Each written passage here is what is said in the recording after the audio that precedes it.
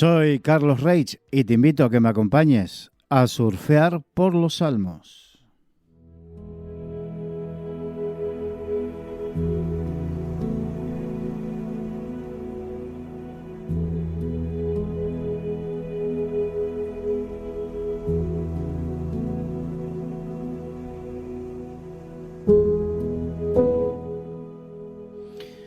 Estamos estudiando el Salmo 23. Como hemos dicho en otras oportunidades, probablemente uno de los versículos, uno de los salmos o una de las párrafos de la Biblia más conocidos por todo el mundo, más predicados.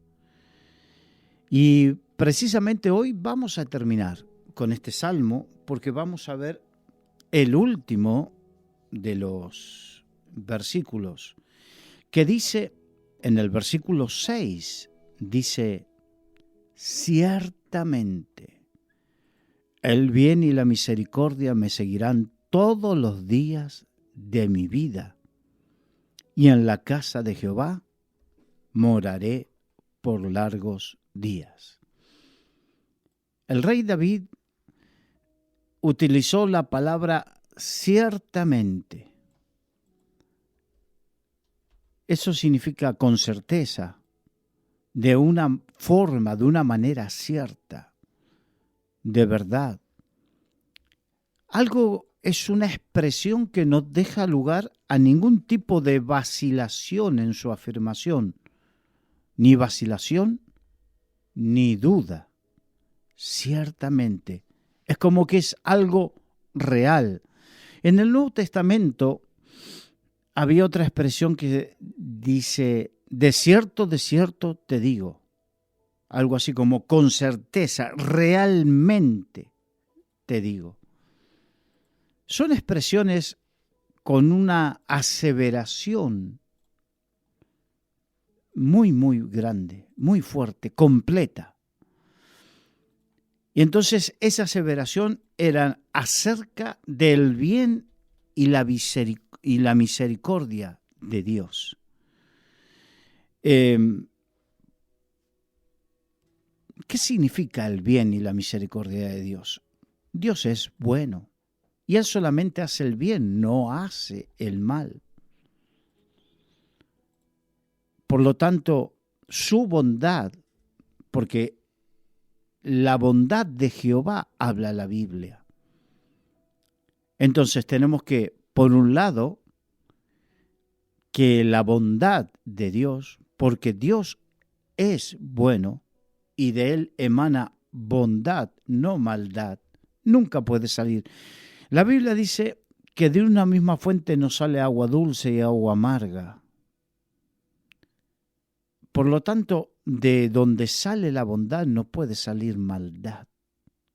No hay en Dios ninguna maldad. De hecho, en Santiago dice que en Él no hay sombra de variación, por lo tanto, no hay manera de que varíe, que hoy es una cosa y mañana es otra, no.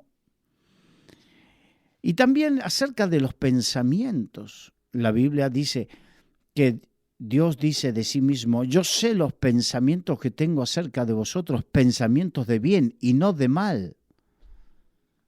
Entonces, cuando dice ciertamente, o sea, en verdad, el bien, la bondad de Dios, los buenos pensamientos y los buenos deseos de Dios, me seguirán todos los días de mi vida. Salté la palabra misericordia porque ahora viene la palabra misericordia. ¿Qué significa? En verdad, la palabra misericordia es la gracia gratuita de Dios. De hecho, la verdadera traducción del original no sería misericordia, sino gracia. La gracia gratuita y la gracia abundante de Dios. Porque Dios, recordemos, la Biblia dice que Dios es Dios de toda gracia, dice el apóstol Pedro.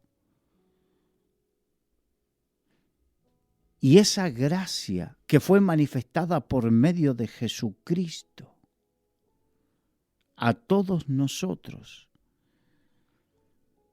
esa gracia significa, ¿cómo puedo decir? Algo que nos es concedido por su gracia. Quiere decir que recibimos todo de parte de Dios y nos es concedido por su gracia.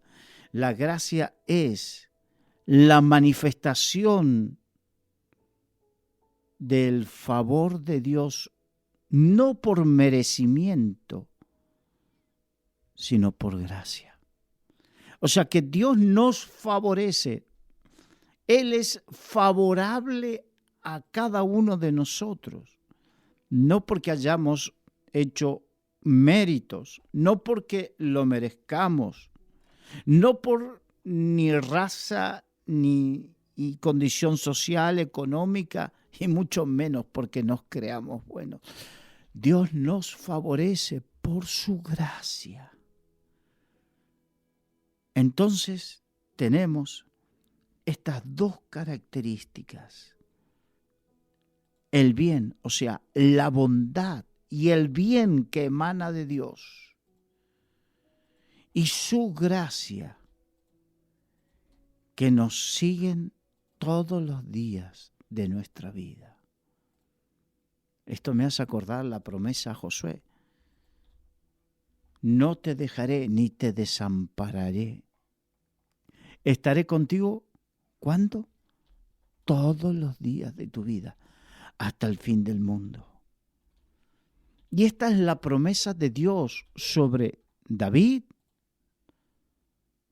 sobre Jesucristo, porque hemos dicho que este es un salmo mesiánico, profético, y sobre cada uno de nosotros que le busquemos de todo corazón.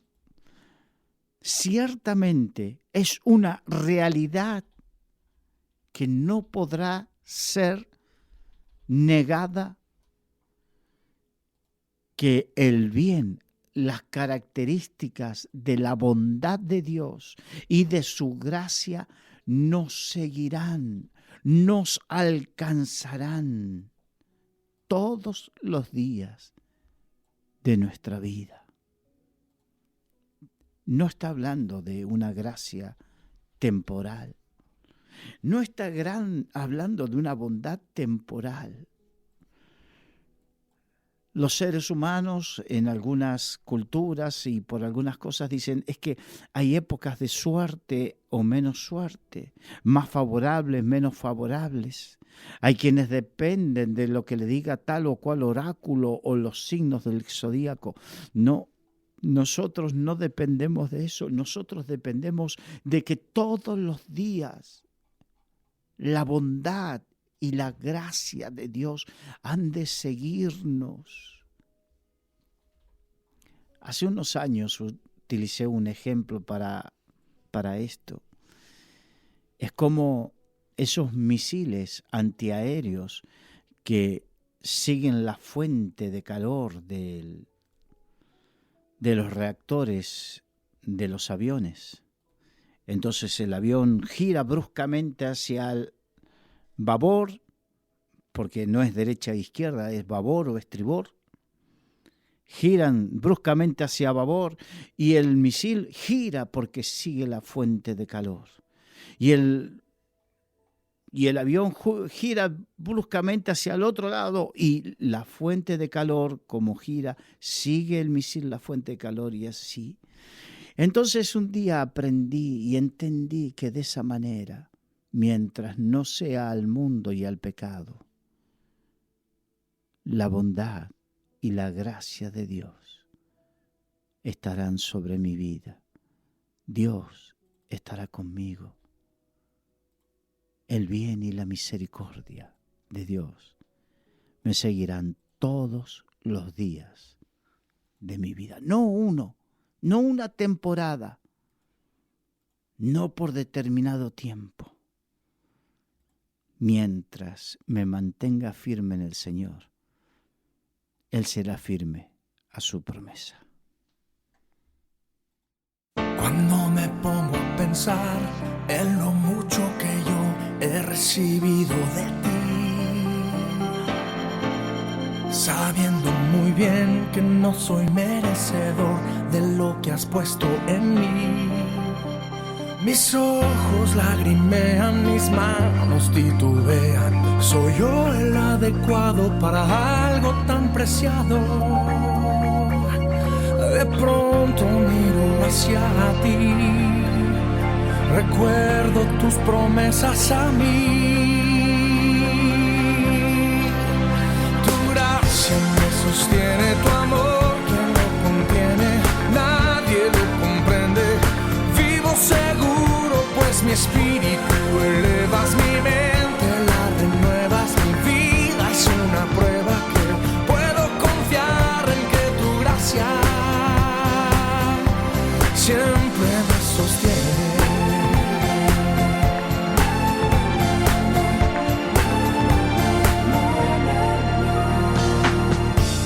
Hay días enteros cuando puedo sentir la urgencia de mi clamor. Te hago la pregunta: ¿qué podría pasar si te fallo, Señor? Mi alma se estremece, mi vida desfallece. A veces he dudado de este tu llamado. De pronto miro hacia ti, recuerdo tus promesas a mí.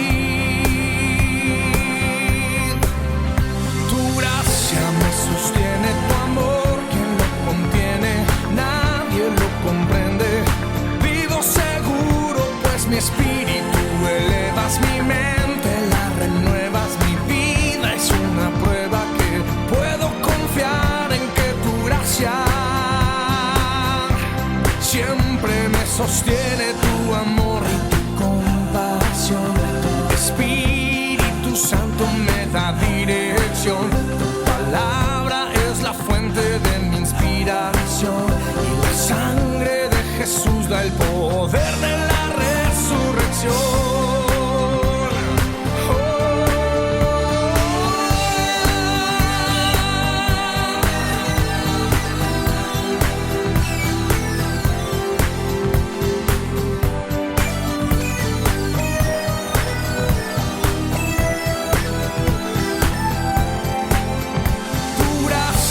Sostiene tu amor, quien lo contiene, nadie lo comprende.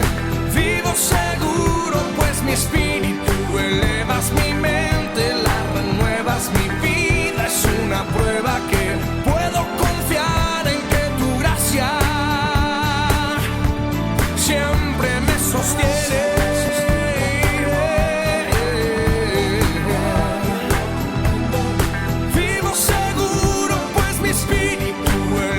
Mi mente la renuevas, mi vida es una prueba que puedo confiar en que tu gracia siempre me sostiene.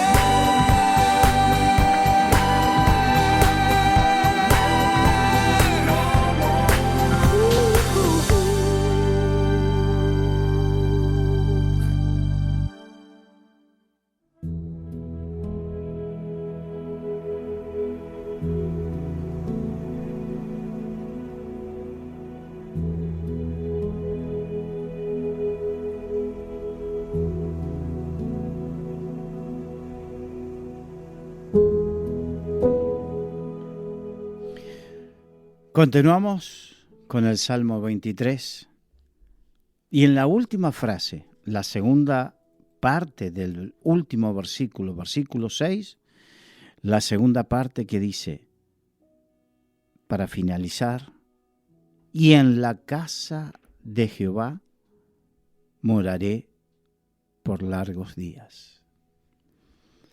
Obviamente esto es una figura porque Dios no mora en una casa como nosotros la concebimos.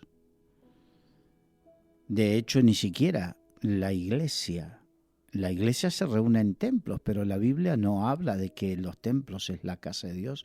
Casa de Dios en sí somos todos los creyentes, porque somos morada, donde mora el Espíritu Santo. Pero cuando habla de la casa de Dios, habla de habitar en su presencia. Y cuando dice por largos días, habla por la eternidad, por siempre. David sabía lo que era habitar en su presencia, porque David era un hombre habituado a pasar tiempo con Dios. Sí, era un hombre muy ocupado porque era el rey de Israel. Imagínate, tenía que resolver todos los problemas del reino. Pero él había aprendido a estar tiempo con Dios desde cuando era jovencito. Y de joven él cuidaba las ovejas de su padre. Y mientras hacía esa labor había aprendido a tocar el arpa y a adorar a Dios. Porque una cosa es cantar, tocar un instrumento y cantar como pueden hacer. Me acuerdo cuando era joven y no conocía al Señor y nos juntábamos con amigos y cantábamos y alrededor de una fogata siempre la humanidad tiene eso. Pero una cosa es cantar y tocar un instrumento y otra cosa es adorar en la presencia de Dios. Y David, precisamente lo que había aprendido es adorar, de tal manera que cuando él adoraba, el Espíritu de Dios se manifestaba. Esa es la diferencia entre un cantante y un ministro de alabanza, entre un músico y un ministro de alabanza. Recuerdo hace unos años en un campamento juvenil, un hombre que tocaba, un ministro tocaba el saxofón y mientras él tocaba el saxofón la gente era ministrada porque él era alguien que ministraba a Jehová y el Espíritu de Dios se movía y sanaba, consolaba. El Espíritu de Dios convencía de pecado, de justicia y de juicio a otros. El Espíritu de Dios se movía. David lo sabía, de tal manera que cuando el rey Saúl tenía unas perturbaciones espirituales tremendas, mandaron llamar a David. Y cuando David tocaba el arpa, el espíritu malo dejaba de atormentar a Saúl. Lo que es una persona que está habituada a estar en la presencia de Dios.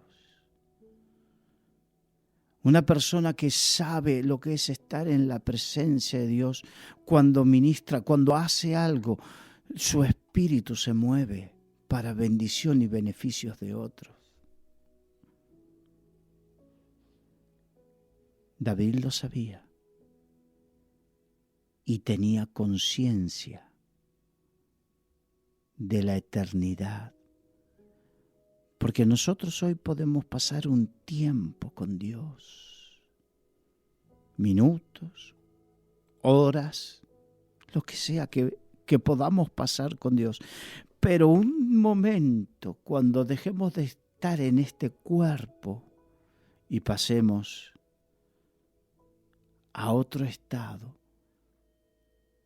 ahí estaremos en la presencia de Dios, no por minutos, no por horas, no por días, ni semanas, ni años. Estamos hablando de la eternidad. La eternidad, ¿qué significa? Es difícil entenderlo. Significa que por siempre, sin que haya final, porque no hay un final. Vemos una película, tiene un comienzo y tiene un final. Vemos un partido de fútbol, tiene un comienzo y tiene un final. Vamos a un culto, tiene un principio, un inicio y tiene un final. Leemos un libro, tiene un comienzo y tiene un final. Todo estamos acostumbrados a que todo tenga un comienzo y un final. Por eso nuestra mente natural hasta nuestra vida tiene un comienzo y un final en esta tierra. Pero cuando dice, moraré por largos días, habla que en la casa de Jehová, que nuestra comunión con Dios no tiene un final, porque la muerte no es el final. Cuando deje de respirar en esta tierra no será mi final, sino será el principio de otro nivel de comunión con Dios, que allí sí no tendrá ningún tipo de final. Será por siempre y siempre.